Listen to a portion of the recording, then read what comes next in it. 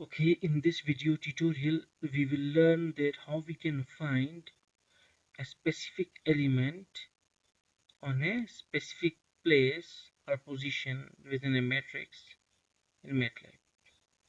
Like we will write a matrix that is 1, 12, 43, 67, 17 and 19. Now press enter and now we can see that it is a matrix or a vector which is having one row and around 6 columns. So in order to find an element on a specific location, we need to write t and 1 comma 5. What it means that in t, in first row and in fifth column, what is the element?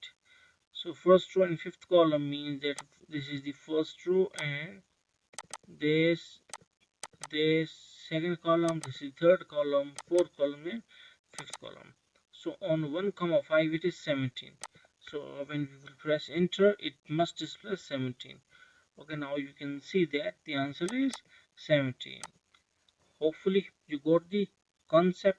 Thanks for watching this video tutorial.